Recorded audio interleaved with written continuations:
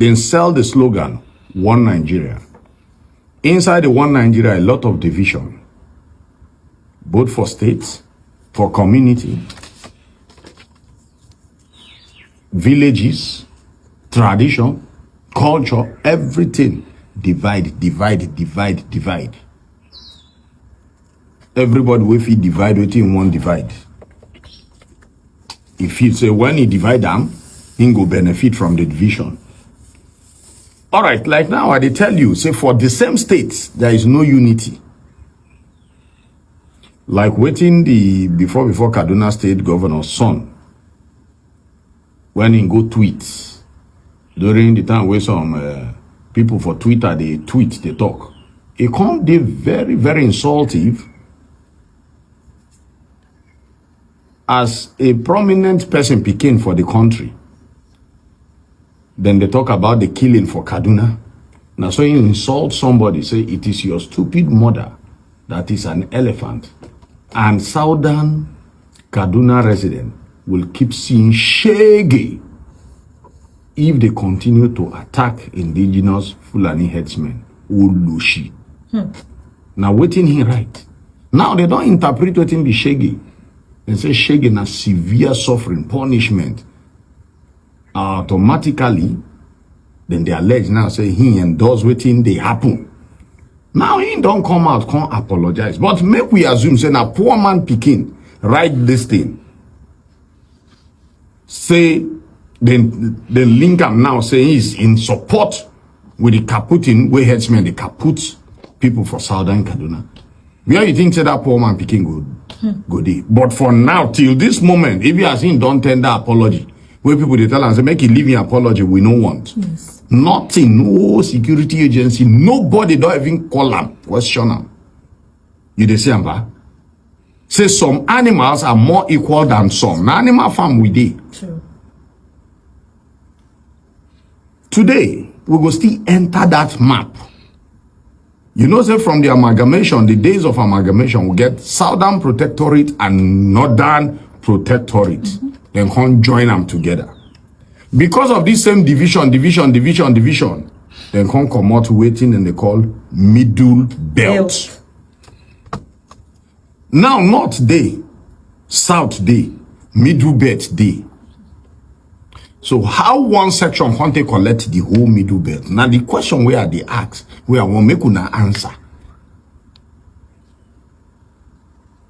One section collect the whole Middle Belt, say na then get them. But why is it Middle Belt? She be na road. Now they divide two villages. So you see where this village stop here. Road. After that road, you cross that road, you go see the other village. So now the Middle Belt be like road. Another region they claim ownership. When you do censor, the same thing.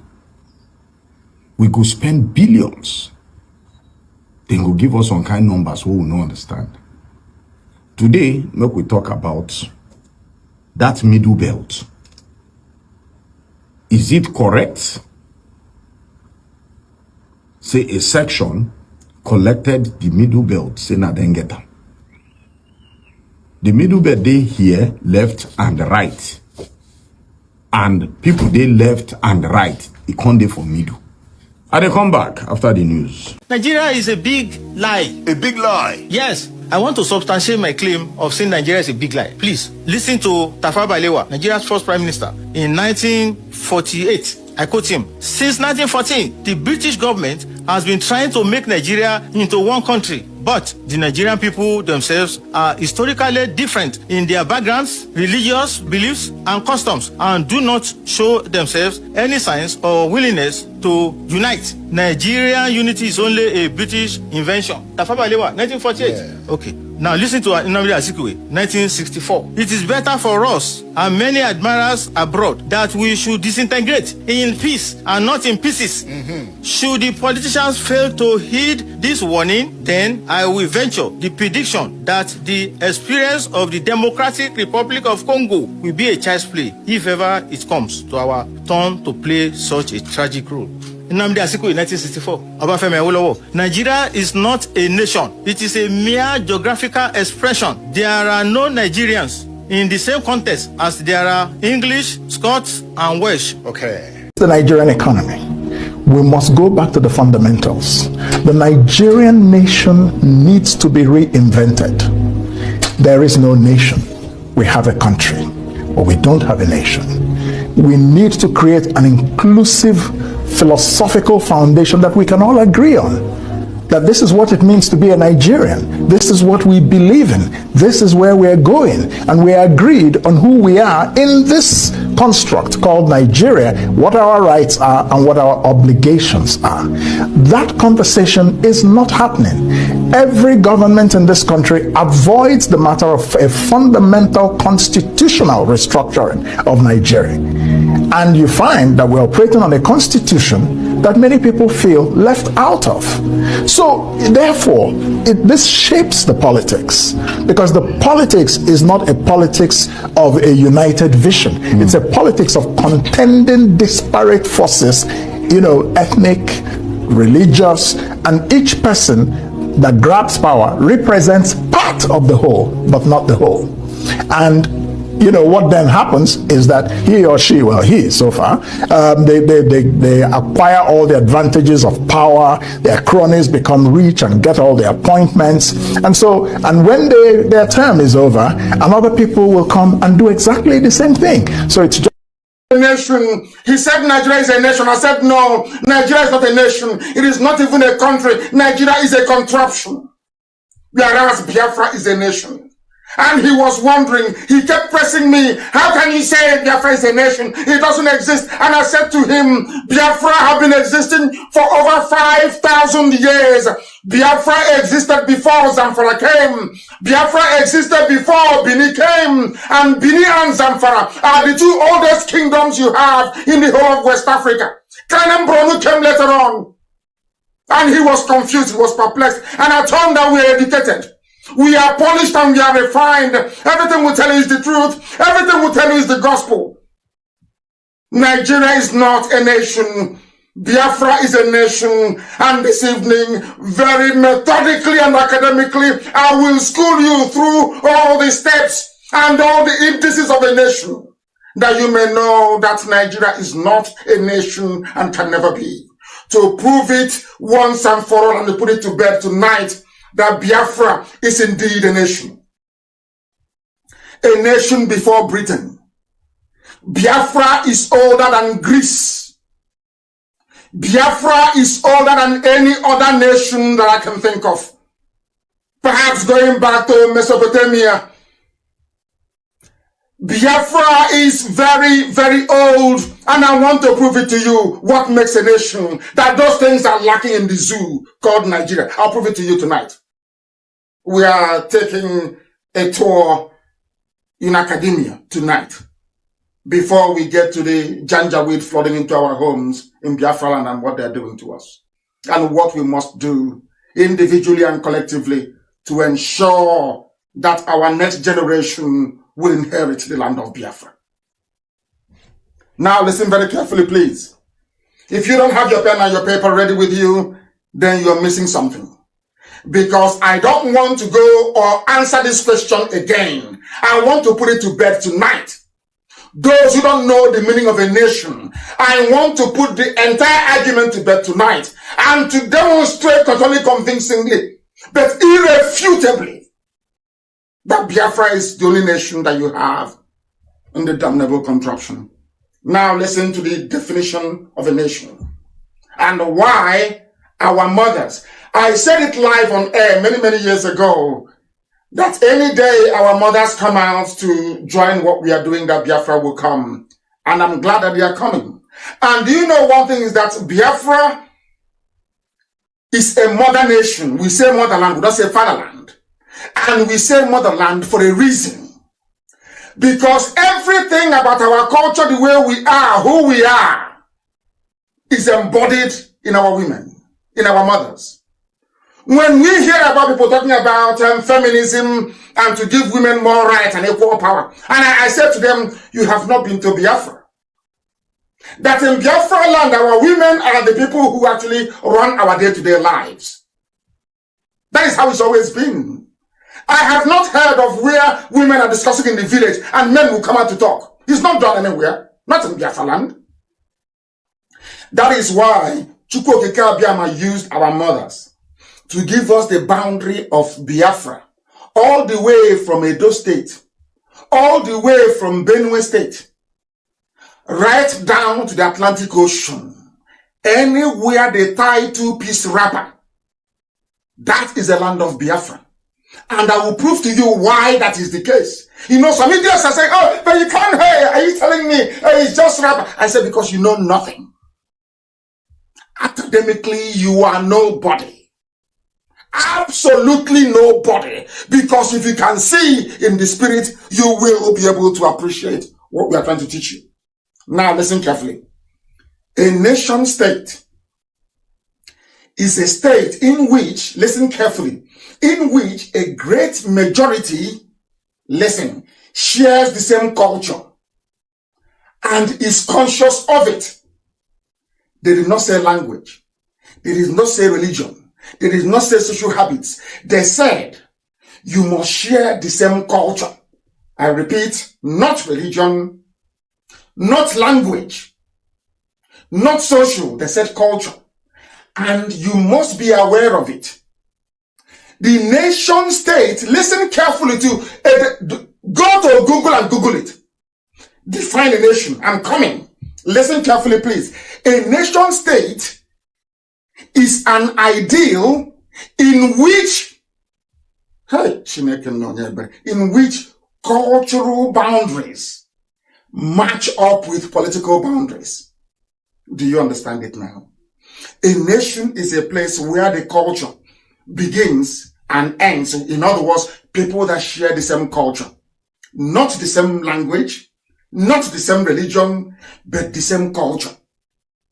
And what is that one culture that binds the whole of Biafra together, regardless of where you come from?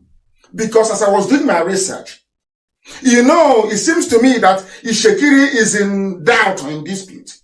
I saw the way that Ishekiri women dress. I looked at the way that Yoruba women dress. It's not the same. I looked at the way Ishekiri women dress. I looked at the way Efik women dress and it's the same. I looked at the way that Efik women dress. The way Igbo women dress is the same. I looked at how Igbo women dress. I looked at how Ebanke dress is the same. I looked at Ebanke. I looked at Hidoma. It is the same. I looked at Hidoma and I saw the same thing in Ejo. I saw the same thing in Urobo. I saw the same thing in Isoko. I saw the same thing. Everywhere you look, it is the same thing. Our mothers actually defined who we are, where we come from, and where we should be heading. Because they said to me that in Warri, you have the Olu of Warri, it is Yoruba. And I said to them, no, look at your mom. Your mom should tell you who you are. Because that is what people say, we speak our mother's tongue. What is your mother tongue? What is your mother's tongue? And I said to them earlier today in the post that I made on my Facebook page, and I said to them, if you want to know if you're a Biafran or not, go and look at your mom's wardrobe. I'm not asking you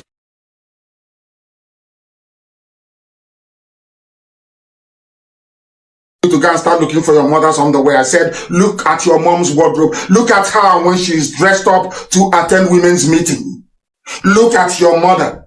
Headscarf, blouse, two-piece wrapper. Two-piece wrapper. And where we come from, how you know a woman has just been married or newly married is the way she ties her two-piece wrapper. That's how you know a newly married woman. If you go to the village, you're struggling to find out who has been recently married. Look at the way they tie the two-piece wrapper. They can never get it right. It's an art. And this art is performed in Idoma, in Igala, in Igede, in Igbo land, all over. Of course, Anyama is Igbo. Let me not even go there. All over in Ishekiri. It is there in Ishekiri. They tie two-piece wrapper. In a job, two-piece wrapper. Efik, two-piece wrapper, or on etiquette, two-piece wrapper, headscarf and blouse everywhere.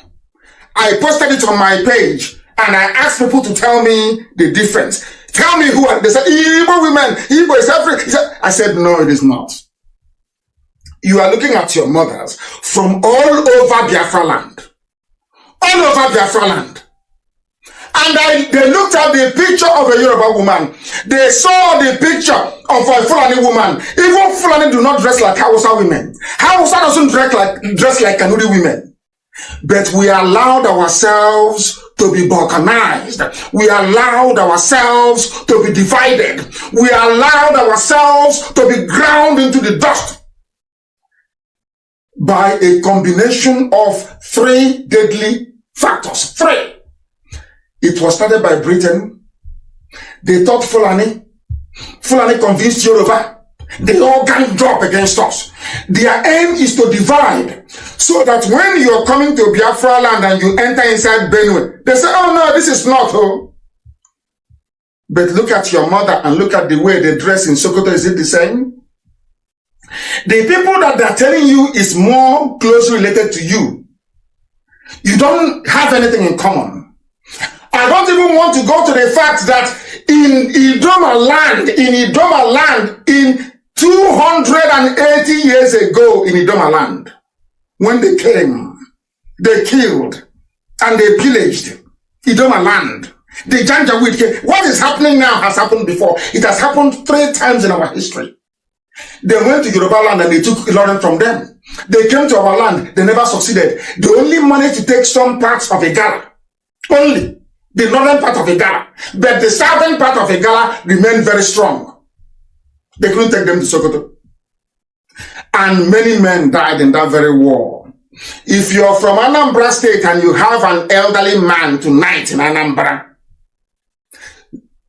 anybody who is over 100 years old in Anambra and a man that has got all the thinking faculties intact, go to him and ask him, did your father ever tell you, or people, is there any legend in your village that there was a time there were no men in Idoma land, that Igbo men had to go to Idoma land to impregnate the women to give birth to sons and to daughters according to the Bible? What the Bible said should happen. Did that ever happen or not? Ask any elderly man in Anambra right now, over 100 years old and can articulate properly. Ask him, did you ever hear of people, men from Anambra going into Idoma land and Enugu and Anambra going to Idoma land to go and make sure that their women procreate to give birth to the next generation of Idoma or not? Ask them. And you'll be shocked. And as they are dividing us and they are coming, they divide and they conquer you. As they are divided, they carved off Idoma, they carved off Igede, they conquered them, say, you're part of the North. Ask them, what is the title of the overall traditional ruler of Idoma land? He is called Ochi Idoma. Ochi Idoma means Onyenachi Idoma. A simple Igbo word. Ochi, somebody, a ruler. Onyenachi. Ochi Idoma is called. And as I said about 2 weeks ago, or should I say a week ago, they have 4 market days. The name of their first child, a girl, is Ada. And somebody who is answering Fatima from Mali, all the way from Mali, will come into Idoma. Hey, Igbo man is a problem, oh. And you that is telling that Igbo man is your problem, he cannot even differentiate between an Igbo woman and an Idoma woman, or an Igbo woman and the Igede woman. They cannot tell. Because when they start killing you in the north, they are pursuing women wearing a blouse and 2-piece wrapper. They're not going to ask you, oh, are you Igbo? They will kill everybody. It doesn't matter if you're a John. It doesn't matter if you're Ishekiri. It doesn't matter if you're Urobo. Because you will tie 2-piece wrapper. That's how you know a responsible mother in Biafra land. Before you get married, you can be tying that wrapper that is like above the knee. Once you're married, you go 2-piece wrapper, isn't it? That's how you know a responsible married woman. Is that not correct? Now you tell me why somebody selling Fura Dununu, wearing a Fulani Peteri, will now convince you that you are not related to an Igbo person. Whereas your own mother and an Igbo woman is exactly the same. And you also circumcise on the 8th day after a male child is born. Why I'm saying all these things this evening is to try and prove to you that our boundaries are well defined. Our boundaries reside in our mothers. Because Biafra is a motherland, it's not a fatherland, it is a motherland. Our women, they are like a vessel. They contain everything you need to know about Biafra. If you're intelligent enough, if you're attentive enough, if you're understanding enough, if you can get away from Yoruba media disastrous brain damage, you will understand what I'm saying and what I'm telling you. Therefore, now let me ask you this question. Is a majority of Nigerians, do they share the same culture? The answer is no.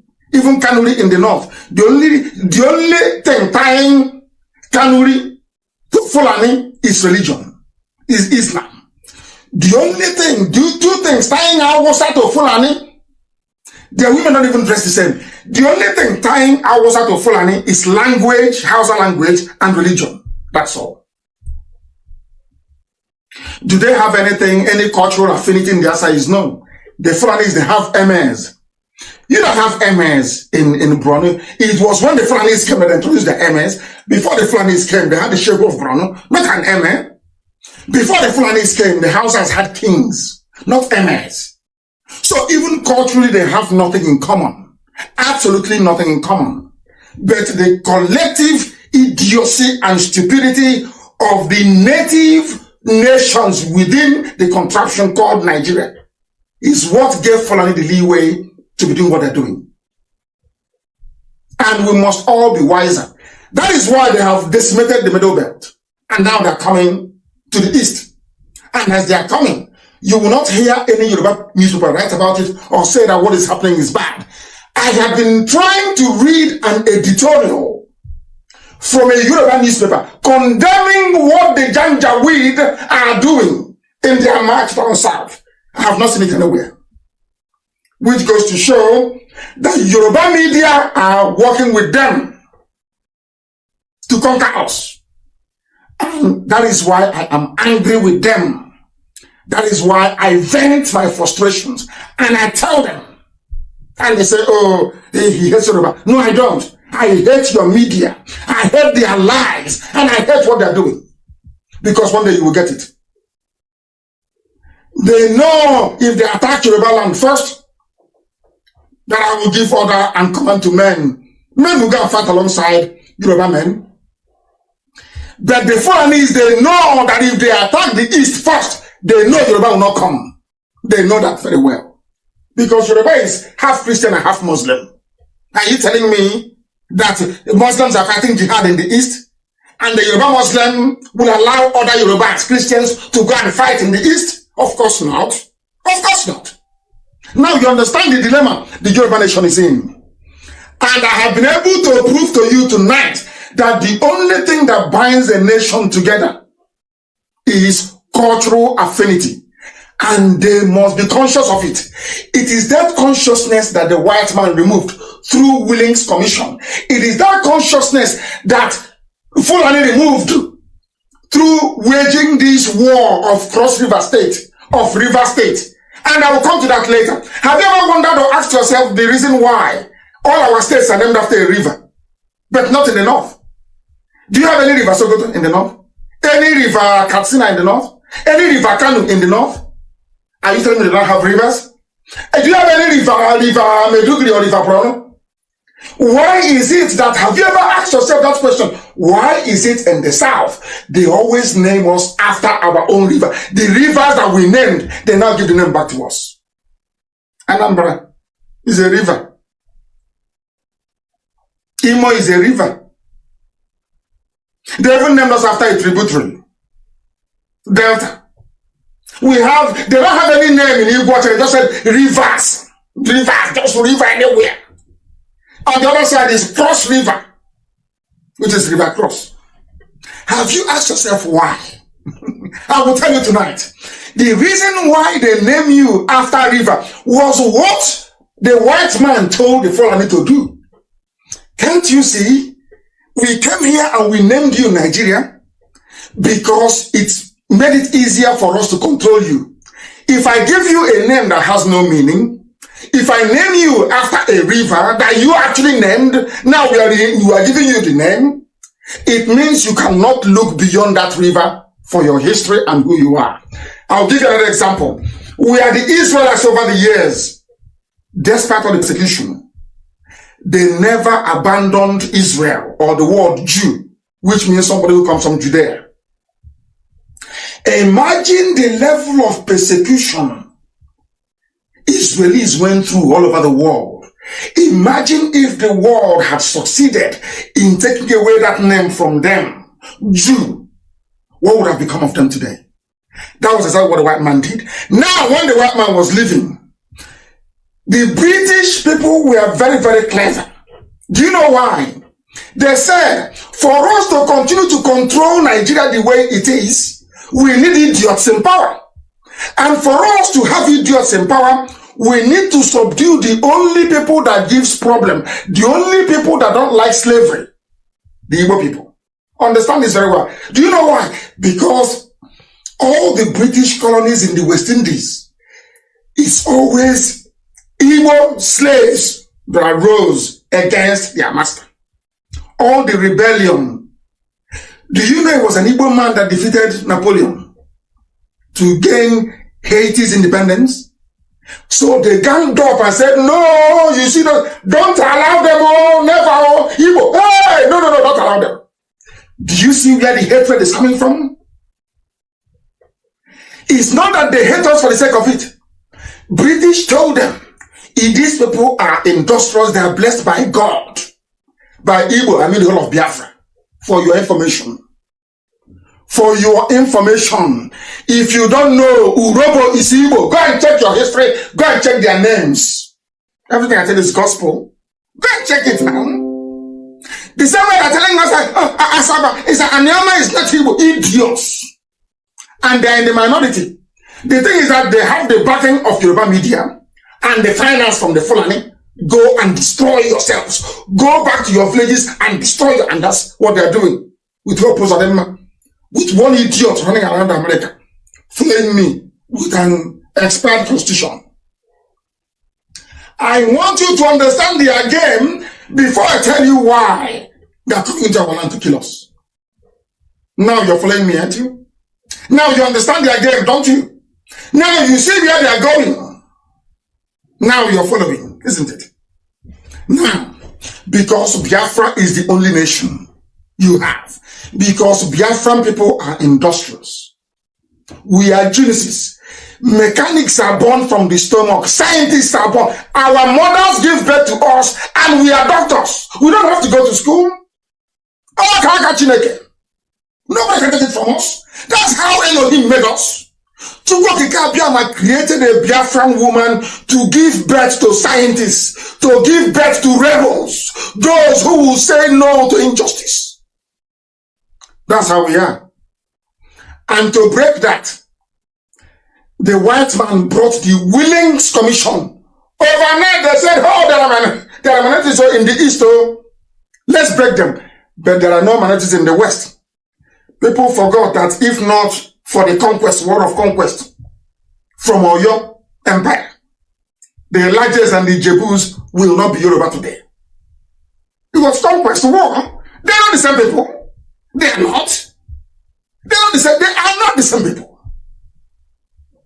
But they saw us how our culture is there. You know, Elohim is wonderful. Elohim have been saying, I wish they can see. I wish they can see. Until God in heaven gave us the revelation. Why are you bothering yourself? Suffering yourself? You want to drum up here. You want to drum up here. Go and beg them. Elohim said, don't beg anybody to join Biafra. Do not beg them. But instead tell them the bitter truth. Make them angry. Tell them the truth. And they will see the stupidity of their ways. They will understand that you are all one. I made you one. Elohim said, ask them to watch every Sunday morning. Or meeting, August meeting of women. Watch them. Look at the way you marry women. Is it not the same thing across the board? Everywhere I'm asking. Is it not the same thing? Don't your daughters dress the same way? Are you not the same people? Go and look at your mothers, the way they dress. The same way they dress in Idoma, in Lower Benue. Is that not how they dress in Ejo, in the coast? Is it not the same dressing? If you are different people, why would I dress your mothers the same way?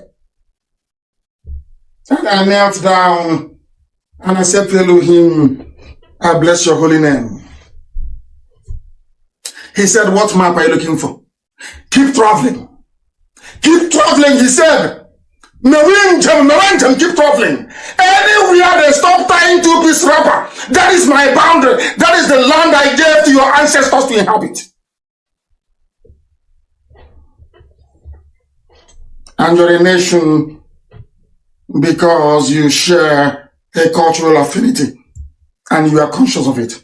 And today I'm explaining to the whole world that we may all become conscious of it, because a nation state is ideal. Perfect nation are those that have cultural boundaries that match up with their political boundaries. We are not asking for anybody else. We are asking for our own, because I don't want my children or their children's children to go and fight the Fulani, because they will always be on the warpath. That is their nature. That is who they are. Ever since they came to the zoo, in fact, they are married from Futajalon. Always war. Always war. They will be warring. If there is nobody to fight, they start fighting themselves. Look at what Boko Haram is doing. I don't want tomorrow, you see, these two boys that Elohim gave me, we are fighting for them and their generation. Then they will now have to get up to go and fight to reclaim Idoma land from Fulani, or to fight to reclaim Igede from Fulani. That is why we are saying it. So that after now, when we have finished preaching this gospel and Biafra comes, if you don't want to be a part of that, you go. But I'm telling you, we will write it in Biafran constitution. Any day, because the Fulanis will come to take you. Any day they come and take your land, and you come and say, oh, come and help us. Thunder from hell will fire you and you will die. The same way I'm telling you now was what I told Igbo people in America. I've been preaching it on Radio Biafra for years. I said to them that the Fulanis are coming. They will come. Ah, you're a madman. I said, but they are coming. Now the guy is mad. He has lost his mind. I said, they are coming. Have they not come? Have they not come? And the Yoruba media, in their wickedness and evil, in order to twist your mind, to show that they know it's only Nnamdi Kanu that Elohim sent to this very job. They know it very well. Today I read in paper today, I was laughing. They said he is what did they say? They said he is psychologically flawed. Yoruba is writing. Yoruba is writing to help our South. Not, I'm sorry. How is that? I'm very sorry. Fulani, to help Fulani to come in to conquer us. Yoruba people are writing in Lagos and in Abuja, because they know that only Nnamdi Kanu can rally men, and they will stand. So what Yoruba is doing is trying to attack me. Attack me. Keep attacking Nnamdi Kanu, so that useless and stupid Igbo idiots. Idiots are called them. In America, they are idiots. Complete grade 1 idiots. That's what I call them. Those Igbo idiots in America. The ones that we are looking up to fund the defense of our land. What Yoruba is doing is to twist their mind. After twisting their mind, they will now say, oh no, there's no need.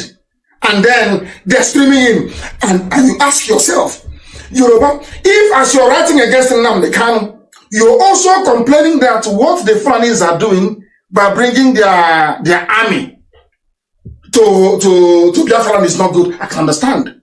But do you see how they are quiet on that front? Do you see how no Yoruba people is talking about it? Do you know why they're not talking about it? They want you to hate Nnamdi Kanu. Once you hate Nnamdi Kanu, and he get, of course, I won't get frustrated, and or maybe they're hoping I'll get frustrated, and I'll say to hell with you people. Then Fulani will come into our land and take it, and they will share it with Yoruba. They've got it into three. They share with Yoruba. Do you see what they're doing?